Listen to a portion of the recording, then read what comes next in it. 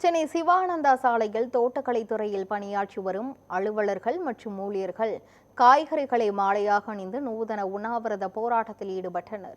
அவர்களுடன் நமது செய்தியாளர் அன்பழகன் நடத்திய கலந்துரையாடலை தற்போது பார்க்கலாம். தமிழ்நாடு தோட்டக்கலை அலுவலர்கள் கூட்டமைப்பின் சார்பாக பல்வேறு கோரிக்கைகளை வலியுறுத்தி உண்ணாவிரத போராட்டத்தில் ஈடுபட்டு வராங்க. அவங்களுக்கு முக்கியமான கோரிக்கை என்ன பிரச்சனைனால அவங்க உண்ணாவிரதத்தில் இருக்காங்கன்னு அவங்ககிட்ட கேட்போம். எதுக்காக இந்த உண்ணாவிரத போராட்டத்தில் இருக்கீங்க? சார் வணக்கம் சார். நாங்கள் கடந்த திமுக ஆட்சியில் கள அலுவலர்கள் 4 துறை வேலைகளையும், அதாவது வேளாண்மை துறை பட்டய படிப்பு படித்தவங்க அது வேறு தொழில்நுட்பம், அதே மாதிரி தோட்டக்கலை பட்டய படிப்பு படித்தது வேறு தொழில்நுட்பம். இப்போ எல்லாத்தையும் ஒருங்கிணைச்சு 4 வேலைகளை 4 துறையோட பணிகளை ஒருத்தரையே செய்ய சொல்கிறாங்க. எங்களுக்கு கடந்த திமுக ஆட்சியில் கொண்டுட்டு வந்த களப்பணியாளர்களை ஒருங்கிணைச்ச 2.0 உழவர் அலுவலர் தொடர்பு திட்டத்தை நீக்கி கொடுக்கணும் சார்.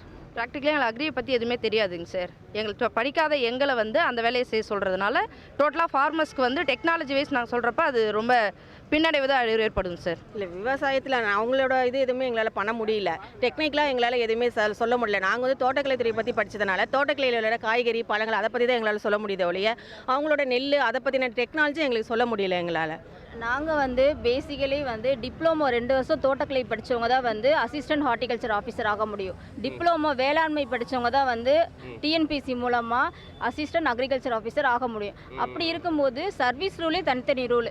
இவ்வளோ நாள் எங்கள் கிராப்பை மட்டும் நாங்கள் செயல்படுத்திகிட்டு இருந்தோம், அவங்க அவங்க கிராப்பை செயல்படுத்திகிட்டு இருந்தாங்க.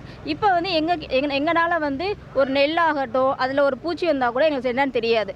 அதே மாதிரி ஒரு கம்பு, சுகர் கேன், மக்காச்சோளம் அந்த மாதிரி கிராப் பற்றி எங்களுக்கு தெரியாது. அந்த கிராப் இல்லை, மாண்புமிகு வேளாண்மை மற்றும் உழவர் நலத்துறை அமைச்சர் அவர்களிடம் தொடர்ச்சியாக இந்த அரசு பதவியேற்றலேருந்து சற்று ஏறக்குறைய 15 முறைக்கும் அதிகமாக சந்தித்து எங்களுடைய கோரிக்கை மனு கொடுத்துருக்குறோங்க சார். நாங்கள் கள அளவில் சந்திக்கக்கூடிய பிரச்சனைகள், இடர்பாடுகள், விவசாயிகளுடைய போராட்டங்கள், விவசாயிகளுடைய கருத்துக்கள், இது எல்லாமே தொகுத்து ஒரு 334 பக்கம் கொண்ட ஒரு அறிக்கையை மாண்புமிகு வேளாண்மை மற்றும் உழவர் நலத்துறை அமைச்சர் அவர்களிடம் கொடுத்தோம். அவங்க முதல்வர் அவர்கள்ட்ட ஒப்புதல் வாங்கி இதை ரத்து பண்ணுறதுக்கான நடவடிக்கை எடுக்கிறேன்னு சொன்னாங்க. சார், இப்போது எங்கள் புரிதல் இல்லாமல் இருக்குன்னா, இப்போ நம்ம துறை எல்லாமே எல்லா துறை, அதாவது எங்கள் ஒவ்வொரு துறைக்கும் ஒரு ஐஏஎஸ் ஆஃபீஸர்ஸ் இருக்காங்க. அவங்க எல்லாருக்கிட்டையுமே எல்லாருக்கிட்டையும் முறைப்படி நாங்கள் எல்லாமே எடுத்து சொல்லிட்டோம். இவ்வளவு இடர்பாடுகள், நடைமுறை சிக்கல்கள் இந்த அரசாணையினால் இருக்குது. இது விவசாயிகளை அதிக அளவில் பாதிக்குது. அதோட கள அலுவலர்களிடையேவும் இது ஒரு செயல்படுத்த முடியாத நிலையை ஏற்படுத்துது. நீங்கள் கேன்சல் பண்ணுங்கன்னு சொன்னாலும் இதை நாங்கள் பண்ணித்தரோம்னு சொல்கிறாங்களே தவிர அது செயல்பாட்டுக்கு வடிவத்துக்கு வரமாட்டேது. இதை இதில் கண்டிப்பாக இது ஒரு தீர்க்கமான முடிவை அரசாங்கம் கண்டிப்பாக விரைவில் எடுக்கணும்.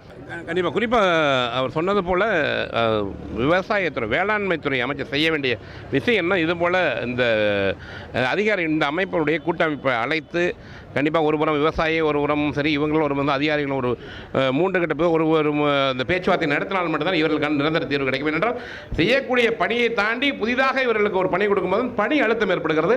உடனடியாகவே வேளாண்மைத்துறை அமைச்சர் இதற்கான உரிய நடவடிக்கை எடுக்க வேண்டும் என்பதுதான் இவருடைய ஒட்டுமொத்தமாக ஒரு வேண்டுகோளாக உள்ளது. தாரிக்குடன் அன்பழகன்.